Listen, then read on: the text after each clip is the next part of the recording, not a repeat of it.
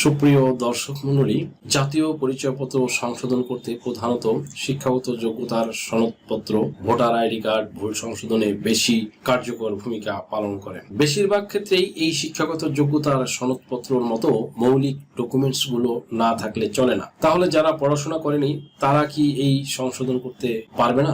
হ্যাঁ, পারবে। এর বিকল্প আছে।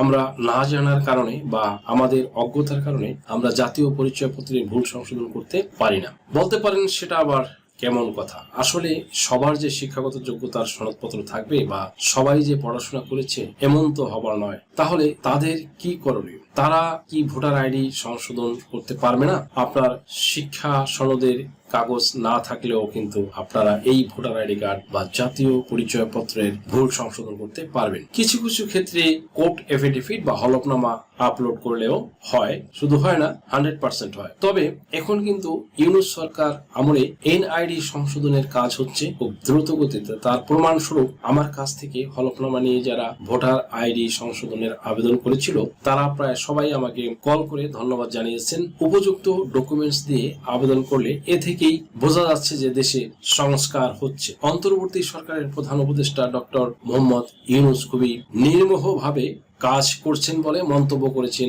ডাকসুর সাবেক ভিপি ও নাগরিক ঐক্যের সভাপতি মাহমুদুর রহমান মান্না। তিনি বলেন, ডক্টর ইউনূস একের পর এক ম্যাজিক দেখাচ্ছেন। হোয়াটএভার, যাই হোক, বর্তমানে নতুন ভোটার হালনাগাদ করণেও অর্ধশিক্ষিত স্বল্প শিক্ষিত লোক নিয়োগের মাধ্যমে যে সাধারণের ভোটার তালিকা করছে এখানেও অসংখ্য ভুলে ভরা। এরা ইচ্ছে করে হোক অনিচ্ছাকৃত হোক হয়ে যাচ্ছে এমন অসংখ্য নজিরও আছে। এনআইডি বা জাতীয় পরিচয়পত্রে ভুল হওয়ার জন্য একটি স্বাভাবিক ব্যাপার, কারণ নিজের নামে ভুল, বয়স ভুল, পিতামাতার নামে ভুল, ঠিকানা ভুল, কিংবা কারো ক্ষেত্রে দেখা গেল কোনো সার্টিফিকেট না থাকা সত্ত্বেও এনআইডিতে ভুলক্রমে সংযুক্ত হয়ে গেছে কারো স্নাতক বা মাধ্যমিক বা উচ্চ মাধ্যমিক, এই ধরনের কারো ক্ষেত্রে ভুল করে বিবাহিত কিংবা অবিবাহিত সংযুক্ত হয়ে গেছে। রকমারি পৃথিবী, রকমারি তার মানুষগুলো, তেমনি রকমারি তাদের সমস্যা। এক এক জনের এক এক জাতীয় সমস্যা, তেমনি মানুষের অতি জনগুরুত্বপূর্ণ ডকুমেন্টস এনআইডি কার্ডেও দেখা যায় রকমারি সমস্যা। এক কথায় মেনি টাইপ অফ কনফ্লিকশন, অনেক ধরনের জটিলতা। অযোগ্য অদক্ষ লোকের হাত ধরেই সৃজিত হওয়া এনআইডি কার্ডের সমস্যায় ভুগছে দেশ, ভুগছে জাতি। একজন আইনজীবী ও কন্টেন্ট ক্রিয়েটর হিসেবে ভোটার আইডি সংশোধন প্রক্রিয়া নিয়ে সম্প্রতি একটি ভিডিও তৈরি করার বদৌলতে দেশ বিদেশে হাজারো হাজার ভুক্তভোগী শ্রোতা, ভাই বোন, বন্ধুদের comments, WhatsApp, imo, Messenger, email মারফত এই যে জাতীয় পত্র সংক্রান্ত হরেক রকম সমস্যা রয়েছে সে সম্পর্কে জানতে পেরেছি। প্রতিনিয়ত জানতে আমাকে হচ্ছে এবং তারা আমাকে দেনানদেন জানাচ্ছে। তাই এই পারপাস, আমার ছোটবেলায় আমার মরহুম বাবার যে বিদ্যালয়ের শিক্ষক ছিলেন সেই বিদ্যালয়ে পড়তে গিয়ে বাবার কাছে শেখা কৃষ্ণচন্দ্র মজুমদারের লেখা কবিতার দুটি লাইন মনে পড়ে গেল, দুটি চরণ মনে পড়ে গেল।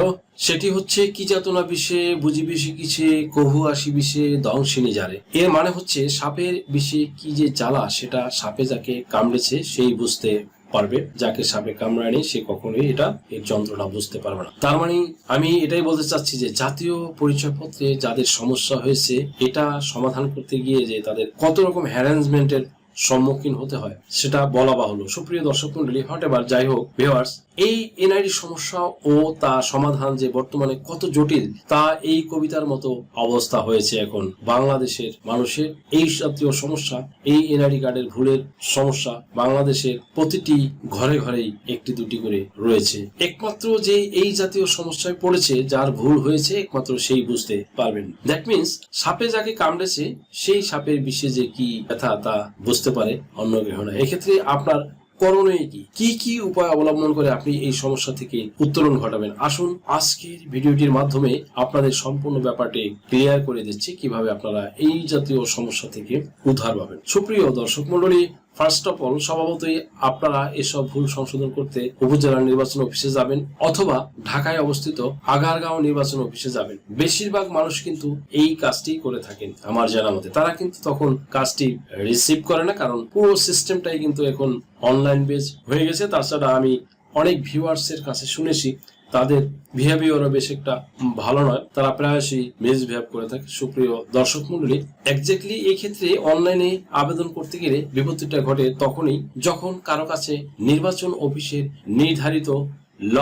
অ্যান্ড রুলস অনুযায়ী কোনো সঠিক ডকুমেন্টস সঠিক থাকে না।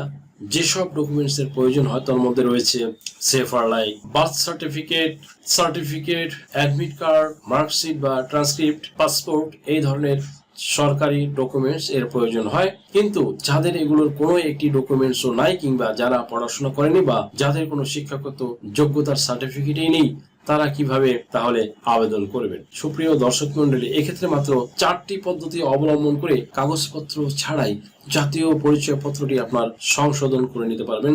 কোন সেই গুরুত্বপূর্ণ 4টি পদ্ধতি?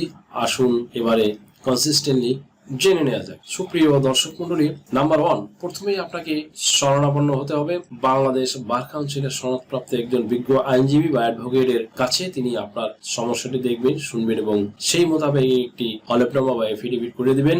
এটি করতে হবে 100 টাকা করে 3টি নন জুডিশিয়াল স্ট্যাম্পের উপরে। এটা এক প্রকার সরকারি দলিলের মতো পাওয়ারফুল একটি ডকুমেন্টস বলতে পারেন। এখানে আপনার বিদ্যমান বা বর্তমান ভুলগুলো থাকবে একদিকে এবং চাহিত সংশোধনী থাকবে অন্য পাশে।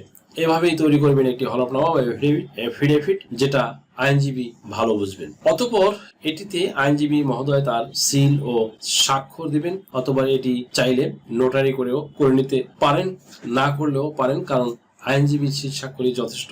এরপর হলফনামা বা এফিডেভিটটি ঢাকার সিএমএম কোর্টের একজন ম্যাজিস্ট্রেট মহোদয়ের সামনে, প্রথম শ্রেণীর ম্যাজিস্ট্রেট বা ফার্স্ট ক্লাস ম্যাজিস্ট্রেটের সামনে উকিল সাহেব সাবমিট করবেন। ম্যাজিস্ট্রেটের সিল ও স্বাক্ষর করিয়ে নেওয়ার জন্য আপনাকে আদালতে থাকতে হতে পারে।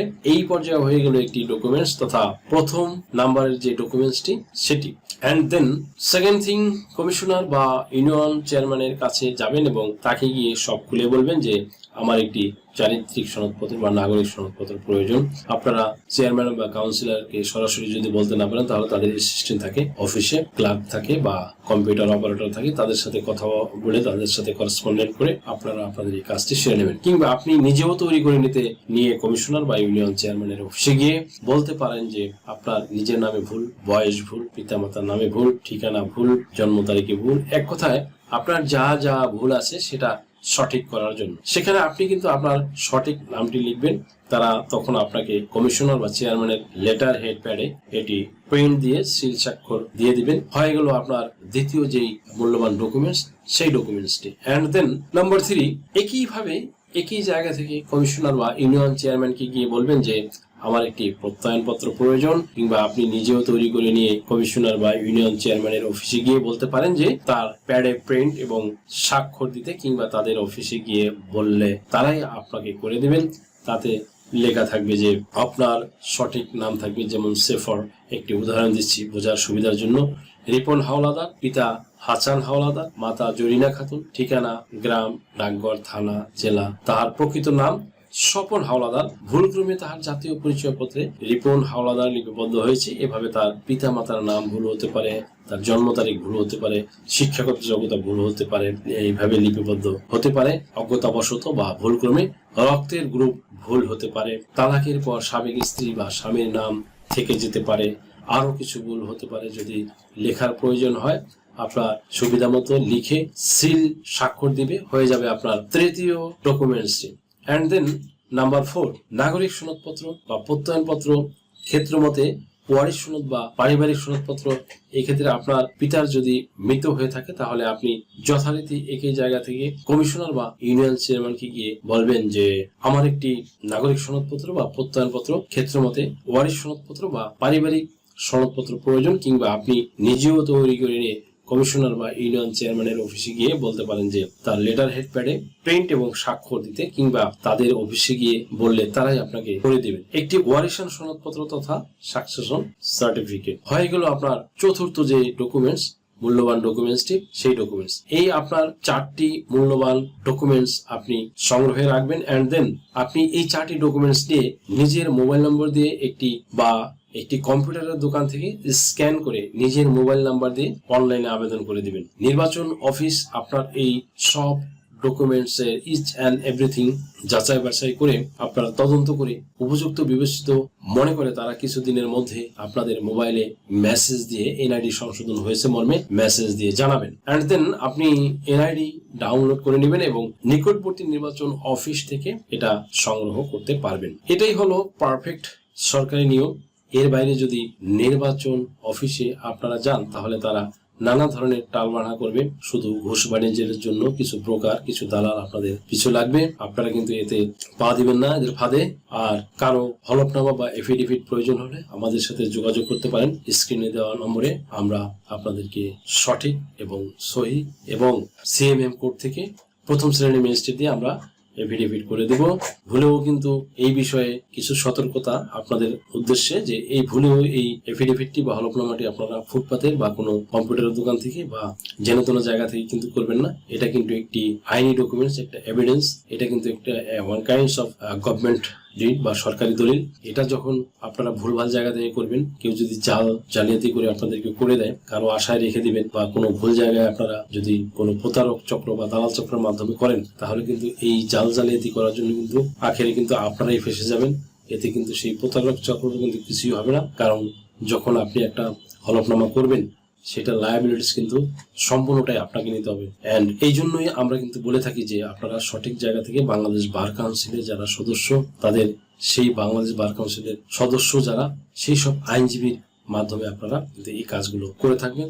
তাহলে কিন্তু, কেননা এই সব ডকুমেন্ট দিয়ে যখন আবেদন করবেন তখন কিন্তু এগুলো যাচাই বাছাই করার জন্য আপনার নির্বাচন অফিস থেকে, ইলেকশন কমিশন অফিস থেকে কিন্তু এরা এসবি বা ডিবি বা তদন্ত কর্মকর্তা পাঠান এগুলো যাচাই বাছাই করার জন্য। যদি ওখানে কোনো ফ্রডুলেন্ট বা ফেক কোনো ডকুমেন্টস পায় তাহলে কিন্তু এটার জন্য আপনাকে আপনার জেল জরিমানা হতে পারে, অর্থদণ্ড হতে পারে। দ্যাটস ওয়াই আপনারা আমাদের মাধ্যমে এই কাজগুলো করতে পারেন। আমরা শতভাগ আশাবাদী যে আপনারা যদি এই ডকুমেন্টস করে, এই হলফনামা করে 4টি ডকুমেন্টস দিয়ে আপনারা আবেদন করেন, আপনাদের যে কোনো ভুল সংশোধন হয়ে যাওয়া সম্ভব। আপনার কি নাম ও বয়স সংশোধনের জন্য হলফনামা প্রয়োজন? এনআইডি সার্টিফিকেট, পাসপোর্ট, জন্ম নিবন্ধন, দলিলের ভুল সংশোধনের হলফনামা, ধর্ম পরিবর্তনের জন্য হলফনামা, তালাক প্রত্যাহারের জন্য হলফনামা, যৌথ বিবাহের হলফনামা, রেজিস্ট্রি সহ কোর্ট ম্যারেজ, এছাড়া অন্য সকল ধরনের হলফনামা কিংবা এফিডেভিট নিতে আজই ডায়াল করুন 01724 583 880 নম্বরে।